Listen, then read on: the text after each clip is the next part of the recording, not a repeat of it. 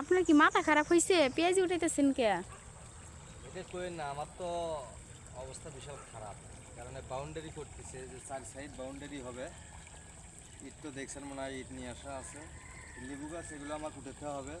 এখানে যে পেঁয়াজ লাগাইছিলাম, এই পেঁয়াজ গাছগুলো এদিকে বাউন্ডারি করলে এটা খরা পড়বো, আবার মাটিতে ভিতরে পড়বো, আর পেঁয়াজ গাছ নষ্ট হয়ে যাবে। তো অন্য জায়গায় আমি জায়গা রেডি করছি, এখন এখান থেকে পেঁয়াজ গাছ নিয়ে সেখানে লাগাবো।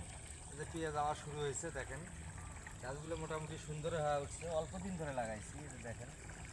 আমার এটা কি কইতাম, আর উপায় নাই। আমি বাউন্ডারি কাজটা হইতেছে, আলহামদুলিল্লাহ হোক।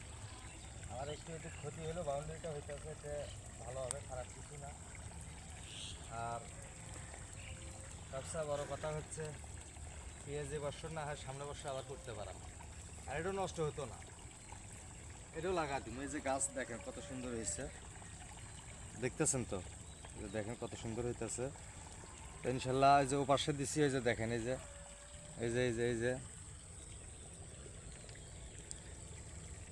ওদিকেও দিছি।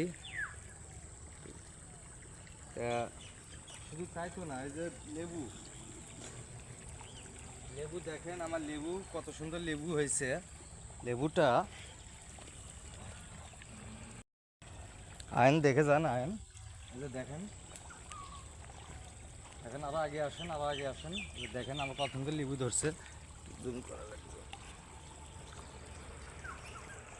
এই যে দেখেন, দেখছেন লেবু কি থোকা লেবু হইতেছে।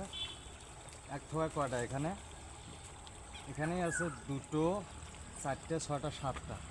আর এই ডালাটার দেখেন, এই ডালাটার দেখেন কত লেবু, কত লেবু দেখা যাচ্ছে, কত লেবু। এই যে কত লেবু, প্রত্যেক ডালাতে প্রচুর লেবু, কিন্তু উপায় নেই, আমার লেবু ওঠানো লাগতেছে। যাক, এবছর হয়তো গেছে, কিন্তু নেক্সট টাইম হবে ইনশাল্লাহ।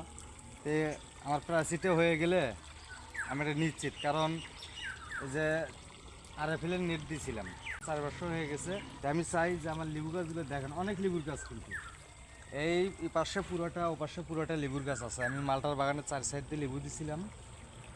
আমি উঠে উঠে এখানে স্ট্রাইক দিয়ে রাখবো, তারপরে লাগা দিই। এই যে পেঁয়াজ, এটা বড় কথা না। পেঁয়াজ এটা হচ্ছে সিজনাল। আমার এই সিজন একটা সিজন হাতে হয়েছে না, কম হইব। পেঁয়াজ আরও আছে। আমি এখান থেকে করবো কি, যে গাছটা শক্তিশালী শুধু সেই গাছটাই নিব, দুর্বল গাছ আমি এখানে নিব না। কারণ কম লাগাবো, আগে যে লাগানোর পরে যে গাছটা আমার শক্তিশালী হয়ে উঠছে, আমি শুধু বাছাই করে এই গাছটাই লাগাবো, দুর্বল গাছ লাগাবো না। আর আমি মনে করি যে এই শক্তিশালী গাছটা যদি আমি আলাদা করে লাগাই, তাতে আমার ফলনটাও বেশি হবে। তো যাক, আল্লাহ কপালে যা রাখছে, রিজিকে যা রাখছে তাই হবে। তবে আশা করি ভালো হবে, খারাপ হবে না। ভালো থাকেন বন্ধুরা, আসসালামু আলাইকুম।